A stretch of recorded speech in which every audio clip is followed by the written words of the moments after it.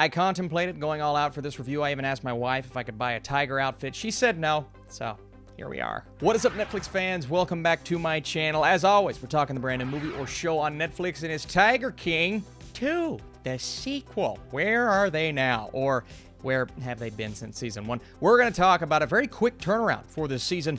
Spoiler-free? I mean, it's a documentary, so. With Joe Exotic behind bars and Carole Baskin closing in on the ownership of his disreputable zoo, the Emmy-nominated saga continues its twisted course with Tiger King 2 as newfound revelations emerge on the motivations, backstories, and secrets of America's most notorious big cat owners. Old enemies and frenemies, including Jeff Lowe, Tim Stark, Alan Glover, and James Garretson, return for another season of murder, mayhem, and madness. Thought you knew the whole story? Just you wait. It's fascinating because I try to keep my hand on the pulse of everything happening on Netflix, and while we got a trailer for this and a little bit of marketing, this was not near as heavily marketed as I thought it should have been to capitalize on Tiger King Season 1, right? Fairly quick turnaround. It's not been that long. This was like one of the first pandemic crazes of last year, and people were raving about this show. I was so intrigued by Season 1. It's all anyone could talk about. Then Season 2 comes around, less episodes, only 5 this time, and not a lot of time has passed. So what they've had to do here, not only are they dealing with the fallout of how these real-life individuals handled Season 1, whether that be fame or just that celebrity status, kind of moving away from what made them who we knew from that season, or vice versa, leaning more heavily in to that status quo. All of those things coming back around in this season, as well as where are they now? Joe Exotic, he's still in the same place. But we do get a little bit of dialogue from him, kind of talking about the fact that he still hasn't been able to watch the entire first season. We get that in the first episode, I believe. And then the fallout of his personal life, what's happened with his husband and his new dating life, putting word out on the internet, having literal applications being filled out to end up with Joe Exotic, and his determination to get out of prison. Well, it's one that well, we'll just have to see where he ends up. And then on the other side of things, we have Carole Baskin. And the big topic of conversation here, still, even after Season 1, is what happened to Carole Baskin's husband? And the search for who or how Don Lewis, I don't want to get too far into it, was murdered, takes up a huge portion of this season. And while Joe Exotic, we continue to go back to him every now and then, he's not really the focal point. I mean, how could he be the focal point? Because he can't really do or say much right now. All we see of him is that one little frame of the top of his head, and then, of course, footage that we've seen before.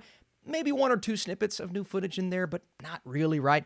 And then we're catching up with Carole Baskin. The fallout of Season 1, how her popularity got her on something like Dancing with the Stars, and we see the individuals that aren't the biggest fans of that, Don Lewis's family in particular, where they're really still struggling, trying to get answers and moving from lawyer to lawyer and group to group, just trying to find something, but they're not trying to be as showy about it as others are, kind of taking advantage of the situation. But beyond Carole and beyond Joe, there are a lot more people this time around that we explore.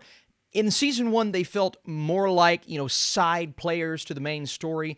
And in this season, because they're really struggling to find new story with the ones that I'd say we care most about, we're highlighting the individuals that aren't Joe or Carole, right? You get way more of Jeff Lowe and Tim Stark, especially Tim Stark, kind of, where his personality and just unwillingness to comply has gotten him. And then, of course, Jeff Lowe and kind of the fallout of, I don't want to say switching sides, but going back and forth on his thoughts and feelings and how he really is. A lot of people see him as the one behind this, or at least just as much so as Joe Exotic, but look where Joe Exotic is, and look where Jeff Lowe is. So that, in itself is fascinating, but again, there just isn't as much story as I believe the season wants there to be, and even though, yes, it's shortened to 5 episodes, there are often moments in this season where episodes will just kind of go off track or dive into a theory, whether or not I believe the theory to be true, and there are multiple theories in this season. I'm like, yep, that probably happened.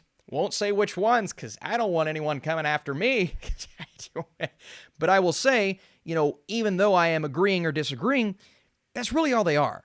We don't get a lot of evidence. We don't get a lot of things that point us in a direction like, oh, this is going to happen, or this is happening, changing the landscape of Tiger King, the Tiger King as we know it. No, it's just kind of like, oh, here's a theory, and here's some characters that kind of take up, most of the storylines here and there, but not as much. That is as interesting as season 1. And, we often see shows like this, I guess, documentary series, sure, that come out and they're just not as good as season 1. And whether it be the mismarketing by Netflix or just the fact that people aren't as interested anymore, I'm not hearing any talk surrounding this season. And I think part of that is because we don't really have as much to go off of. And yes, I like the idea of having a quick turnaround, taking advantage of the popularity of season 1. But with that, you have to have enough to fill that void. And I think shortening it to 5 episodes, good idea.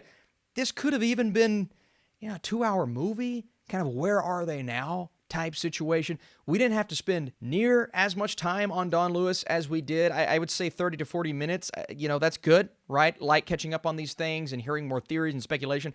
But it goes on for like 2 to 3 episodes, weaving in and out of that storyline and Jeff Lowe and Tim Stark and kind of what he was doing in the animals that were under his care, and you get a lot of heartbreaking things with those animals and seeing the situations that they were put in. And I do like seeing towards the end of the show in episode 5 kind of where are those animals now and what has happened to the souls that we care about. But that being said, I just felt a lack of John Finley. I felt a lack of Rick Kirkham. I felt a lack of a lot of these people in the first season, even Josh, right, that were covered so heavily that just weren't even a part of season 2. They weren't even hit on, weren't even interviewed or talked about. Maybe 1 or 2 scenes for a few of them.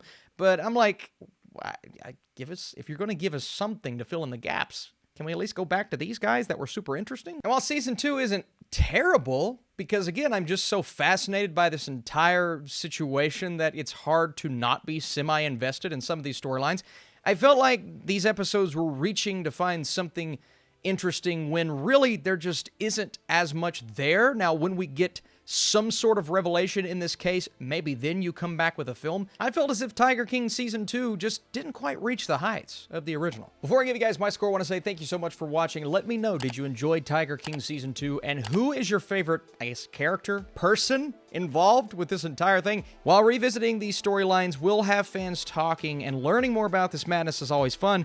This season struggles to find its purpose as a whole. I'm going a 50%, a 5 out of 10. Again, I didn't have the worst time. 5 episodes, very simple binge. But at the same time, I did want a bit more from the story, the purpose of Season 2 existing in the first place. But we'll just have to see. Once we get more answers, maybe they come back with a 2-hour movie just to kind of wrap everything up. I'm excited to see what happens to certain people, whether I'm rooting for them or not. It's hard to root for a lot of people in this show just because they're not very good human beings. But that's what a documentary is all about. All right, guys, thanks so much for watching. I'll see you soon.